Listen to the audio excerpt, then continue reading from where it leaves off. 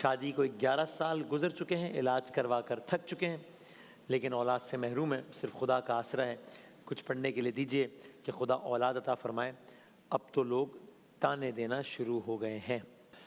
بسم اللہ الرحمن الرحیم، صلی اللہ علیہ وعلا آلہ واصحابہ وبارک وسلم۔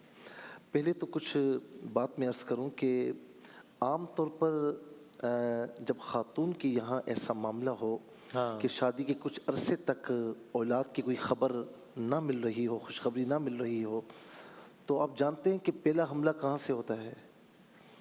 پہلا حملہ خاتون سے ہی ہوتا ہے۔ وہ ساس ہوتی ہے یا نند ہوتی ہے، وہ باتیں کرنا شروع کر دیتی ہے، ربی ہب لی من لدنک ذریۃ طیبہ انک سمیع الدعاء، ربی ہب لی من لدنک ذریۃ طیبہ انک سمیع الدعاء۔ اس کا مطلب یہ ہے ربی، جب ربی آئے نا اس کا مطلب ہوتا ہے اے میرے رب، ہب لی تو مجھے عطا فرما، تو مجھے عطا فرما۔ اچھا ہب میں جو ہے نا وہ وہبی چیز ہے نا، یعنی میری سکت نہیں ہے، تو اپنی طرف سے مجھے عطا فرما، من لدنک اپنی طرف سے، ذریۃ طیبہ پاکیزہ اولاد۔ اس کا مطلب کیا ہے کہ اللہ تعالیٰ سے جب بھی مانگو پاکیزہ اولاد مانگو، کیا بات ہے کہ صحت عافیت کے ساتھ پاکیزہ اولاد مجھے عطا فرما۔ انک سمیع الدعاء، بے شک اور ہے کون، تو ہی دعاؤں کو سننے والا ہے۔ یہاں پر محراب مریم میں دعا کی، اگلی آیت نمبر 39 فنادتہ الملائکۃ وہو قائم، وہ کھڑے تھے، فرشتہ خوشخبری لے کر آیا، ان اللہ یبشرک بیحییٰ، کہ اللہ تعالیٰ آپ کو یحییٰ علیہ السلام کی خوشخبری عطا فرماتا ہے۔ اچھا وسیم میں یہاں پر ایک بات کروں گا کہ کسی کے ذہن میں یہ ابہام آ سکتا ہے، یہ اشکال آ سکتا ہے کہ بھئی اللہ تعالیٰ تو ہر جگہ سنتا ہے نا، اجیب دعوت الداعی اذا دعان، وہ جگہ سنتا ہے۔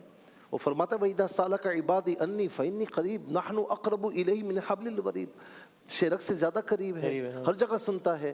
تو وہ محراب مریم میں آنا اور وہاں پر دعا کرنا کیوں؟ وہی کیوں؟ اس کا مطلب یہ کہ ایک اللہ کے نبی کا طریقہ ہے کہ جو اللہ والوں کا مقام ہونا تو اس مقام پر آ کر دعا کریں، تو دعا ہر جگہ سنتا ہے لیکن دعا وہاں پر مقبول جلدی ہوتی ہے۔ کیا بات ہے، وہ مقام مقبولیت ہے کہ تو مریم کو بن موسم کے پھل عطا فرما سکتا ہے، تو مجھے اس ایج میں اولاد صالحہ کیوں نہیں عطا فرما سکتا؟ اور اس آیت کریمہ کو جب پڑھیں نا تو ترجمہ سامنے رکھیں، ذہن میں رکھیں اور اپنے اوپر اس چیز کو وارد کریں کہ یا الہ العالمین تو مجھے اولاد عطا فرما۔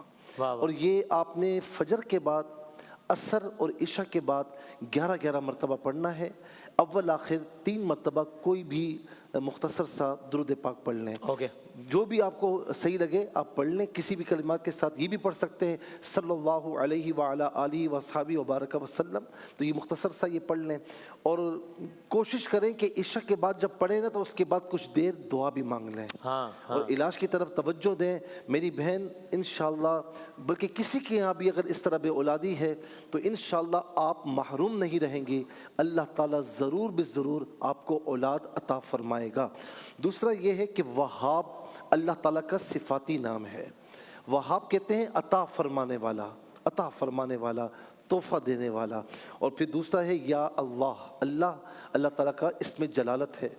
تو یا وہاب یا اللہ، چلتے پھرتے وضو ہو یا بے وضو بھی ہیں اس کا ورد کر سکتی ہیں۔ اچھا وہ جو بہنیں عام طور پر ڈیز میں ہوتی ہیں تو وہ یہ ورد کر سکتی ہیں، اس میں کوئی مذائقہ نہیں ہے۔ ہاں قرآن کریم کی آیت کریمہ ان دنوں میں نہیں پڑھ سکتی، وہ دن ہوں تو پھر کسی سے پڑھوا لیں تو ان کے لیے بہتر ہے۔